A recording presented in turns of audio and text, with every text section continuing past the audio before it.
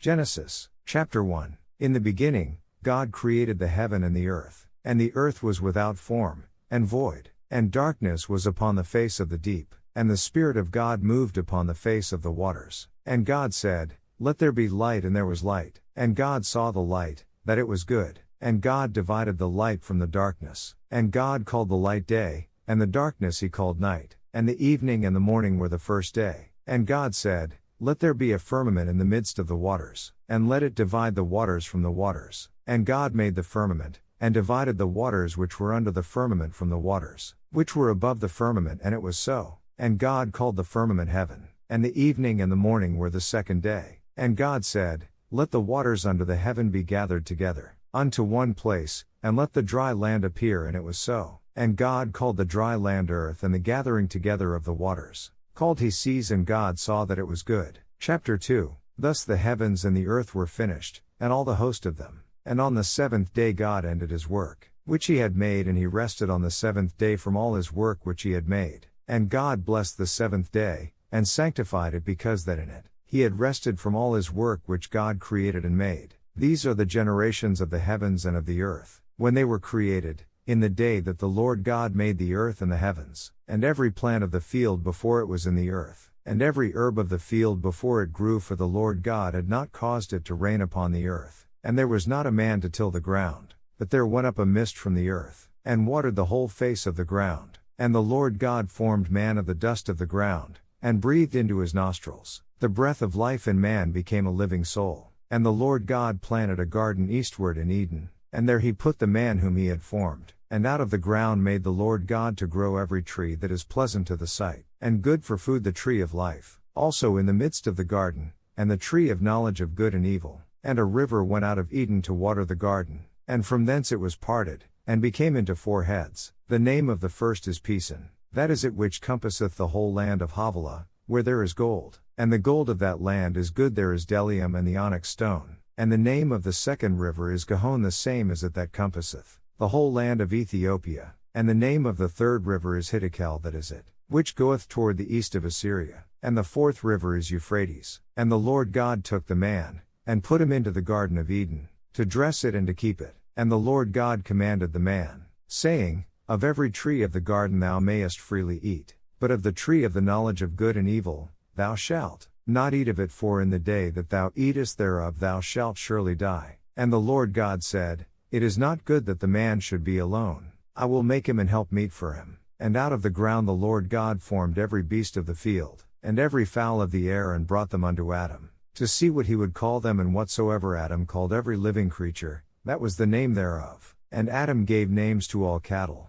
and to the fowl of the air, and to every beast of the field. But for Adam there was not found an helpmeet for him. And the Lord God caused a deep sleep to fall upon Adam. And he slept, and he took one of his ribs, and closed up the flesh instead thereof. And the rib, which the Lord God had taken from man, made he a woman, and brought her unto the man. And Adam said, This is now bone of my bones, and flesh of my flesh. She shall be called woman, because she was taken out of man. Therefore shall a man leave his father and his mother, and shall cleave unto his wife, and they shall be one flesh. And they were both naked, the man and his wife, and were not ashamed. Chapter 3. Now the serpent was more subtil than any beast of the field, which the Lord God had made. And he said unto the woman, Yea, hath God said, Ye shall not eat of every tree of the garden? And the woman said unto the serpent, We may eat of the fruit of the trees of the garden, but of the fruit of the tree which is in the midst of the garden, God hath said, Ye shall not eat of it, neither shall ye touch it, lest ye die. And the serpent said unto the woman, Ye shall not surely die, for God doth know that in the day ye eat thereof, then your eyes shall be opened, and ye shall be as gods, knowing good and evil. And when the woman saw that the tree was good for food, and that it was pleasant to the eyes, and a tree to be desired to make one wise, she took of the fruit thereof, and did eat, and gave also unto her husband with her, and he did eat. And the eyes of them both were opened, and they knew that they were naked. And they sewed fig leaves together, and made themselves aprons. And they heard the voice of the Lord God walking in the garden in the cool of the day. And Adam and his wife hid themselves from the presence of the Lord God, amongst the trees of the garden. And the Lord God called unto Adam, and said unto him, Where art thou? And he said, I heard thy voice in the garden, and I was afraid, because I was naked and I hid myself. And he said, Who told thee that thou wast naked? Hast thou eaten of the tree, whereof I commanded thee that thou shouldest not eat? And the man said, The woman whom thou gavest to be with me, she gave me of the tree, and I did eat. And the Lord God said unto the woman, What is this that thou hast done? And the woman said, The serpent beguiled me, and I did eat. And the Lord God said unto the serpent, Because thou hast done this, thou art cursed above all cattle, and above every beast of the field. Upon thy belly shalt thou go, and dust shalt thou eat all the days of thy life. And I will put enmity between thee and the woman, and between thy seed and her seed. It shall bruise thy head, and thou shalt bruise his heel. Unto the woman he said, I will greatly multiply thy sorrow and thy conception in sorrow. Thou shalt bring forth children, and thy desire shall be to thy husband, and he shall rule over thee. And unto Adam he said, Because thou hast hearkened unto the voice of thy wife, and hast eaten of the tree, of which I commanded thee, saying, Thou shalt not eat of it. Cursed is the ground for thy sake. In sorrow shalt thou eat of it all the days of thy life. Thorns also and thistles shall it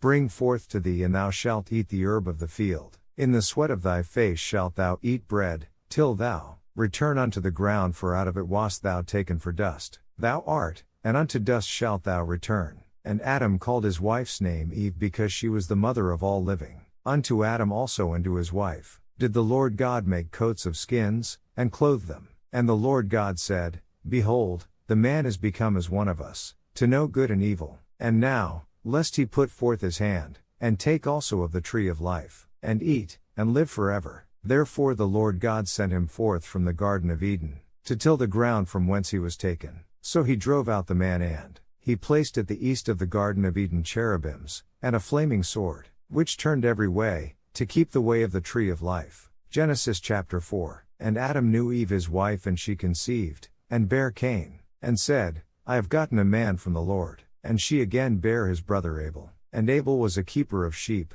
but Cain was a tiller of the ground. And in process of time it came to pass, that Cain brought of the fruit of the ground an offering unto the Lord. And Abel, he also brought of the firstlings of his flock and of the fat thereof. And the Lord had respect unto Abel and to his offering.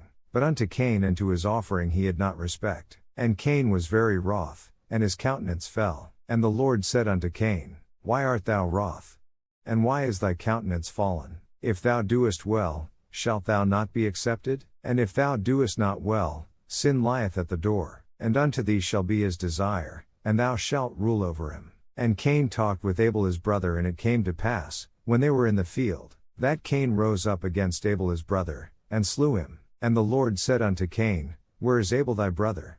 And he said, I know not, am I my brother's keeper? And he said, What hast thou done? The voice of thy brother's blood crieth unto me from the ground. And now art thou cursed from the earth, which hath opened her mouth to receive thy brother's blood from thy hand. When thou tillest the ground, it shall not henceforth yield unto thee her strength. A fugitive and a vagabond shalt thou be in the earth. And Cain said unto the Lord, My punishment is greater than I can bear. Behold, thou hast driven me out this day from the face of the earth, and from thy face shall I be hid, and I shall be a fugitive and a vagabond in the earth. And it shall come to pass, that every one that findeth me shall slay me. And the Lord said unto him, Therefore, whosoever slayeth Cain, vengeance shall be taken on him sevenfold. And the Lord set a mark upon Cain, lest any finding him should kill him. And Cain went out from the presence of the Lord, and dwelt in the land of Nod, on the east of Eden. And Cain knew his wife, and she conceived, and bare Enoch. And he builded a city, and called the name of the city, after the name of his son, Enoch. And unto Enoch was born Irad, and Irad begat Mehujael, and Mehujael begat Methuselah, and Methuselah begat Lamech. And Lamech took unto him two wives, Th.